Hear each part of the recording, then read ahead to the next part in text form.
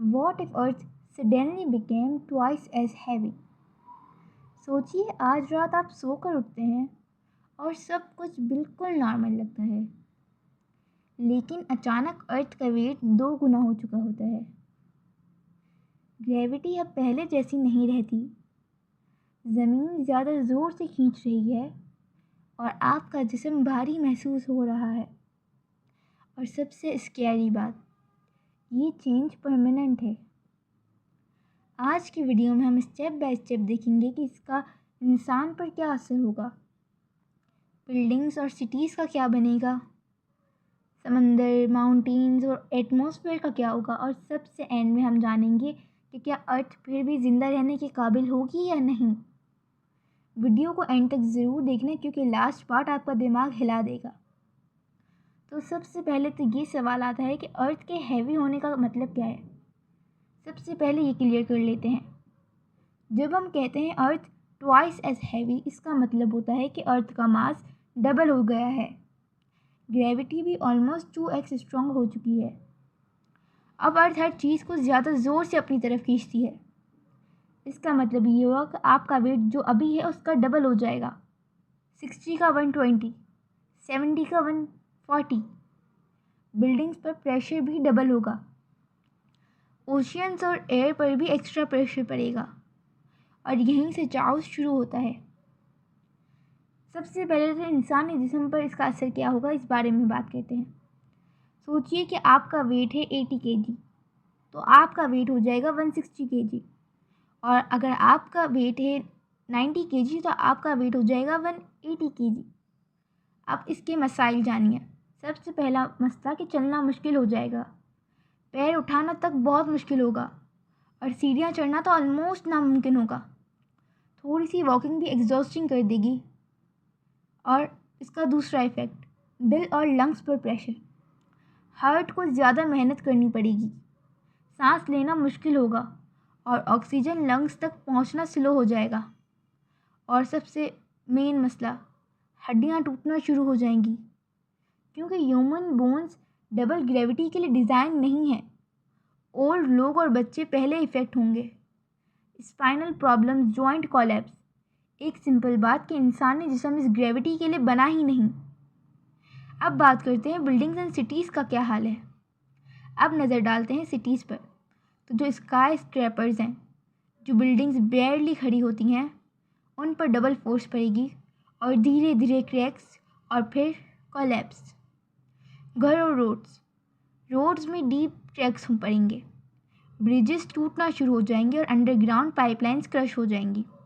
Result, major cities partially destroy हो जाएंगे और सिर्फ लो स्ट्रॉन्ग स्ट्रक्चर्स ही बन पाएंगे। सिटीज़ का मॉडर्न डिज़ाइन हाई ग्रेविटी के लिए बिल्कुल सूटेबल नहीं। समंदर और पानी पर इसका क्या असर होगा। अब ओशियंस की बारी है।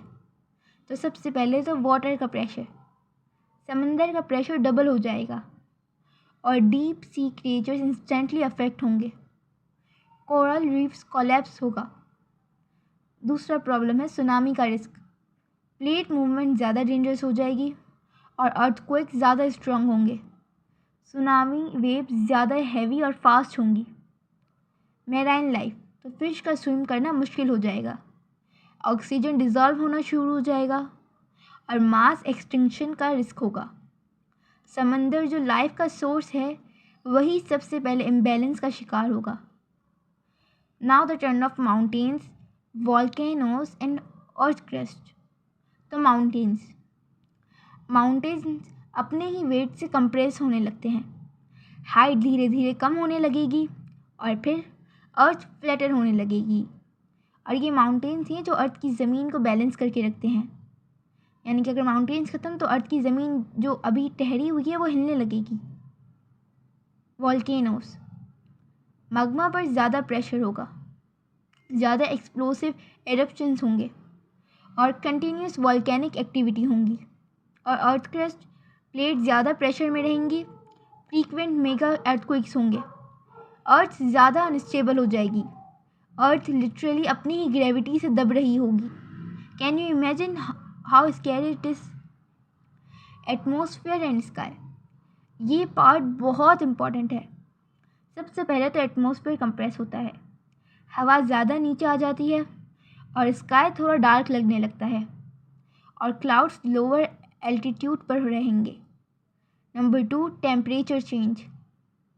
हीट ज़्यादा ट्रैप होती है और क्लाइमेट हर बार एक्सट्रीम होगा। कुछ जगह अनबियरेबल गर्मी तो कुछ जगह अनबियरेबल सर्दी। Number 3, planes. तो planes take off almost impossible हो जाएगा और एविएशन इंडस्ट्री कोलैप्स हो जाएगी। स्काई जो हम रोज़ देखते हैं उसकी शेप और बिहेवियर दोनों ही चेंज हो जाते हैं। अब सवाल आता है स्पेस एंड मून पर असर क्या होगा। तो सबसे पहले मून जो अर्थ का ज़्यादा ग्रेविटी पुल करने की वजह से अर्थ के और करीब हो जाएगा। मून की ऑर्बिट अनस्टेबल हो जाएगी, या तो मून पास आ सकता है या धीरे धीरे भाग सकता है। सैटेलाइट्स, तो ज़्यादा फ्यूल रिक्वायर्ड होगा सैटेलाइट्स के लिए। लो ऑर्बिट सैटेलाइट्स क्रैश हो जाएंगी और जीपीएस, इंटरनेट, कम्युनिकेशन सब फेल हो जाएगा। अर्थ अब स्पेस में ज़्यादा डेंजरस बन चुकी होती है। अब सबसे मेन सवाल, क्या ज़िंदगी पॉसिबल रहेगी? तो इसका शॉर्ट आंसर है हाँ, लेकिन बहुत मुश्किल। कौन सरवाइव करेगा? जो छोटे एनिमल्स हैं, इंसेक्ट्स हैं, स्ट्रॉन्ग प्लांट्स हैं और डीप सी लाइफ कुछ टाइप्स के। और ह्यूमंस एवोल्यूशन के बगैर मुश्किल है। आर्टिफिशियल हैबिटेट्स या फिर लो ग्रेविटी चैम्बर्स में हम जिंदा तो रह सकते हैं, लेकिन अर्थ पे नहीं बल्कि टेक्नोलॉजी के सहारे। अर्थ का हैवी होना सिर्फ एक नंबर चेंज नहीं होता, ये लाइफ, नेचर, सिविलाइजेशन सब कुछ रीसेट कर देता है। ये एक्सपेरिमेंट हमें ये सिखाता है हम कितने फ्रेजाइल हैं और अर्थ कितनी परफेक्टली बैलेंस्ड है। अगर अर्थ थोड़ी सी भी चेंज हो जाए तो ज़िंदगी का हर रूल बदल जाता है। मिलते हैं नेक्स्ट वीडियो में। Until then, bye bye.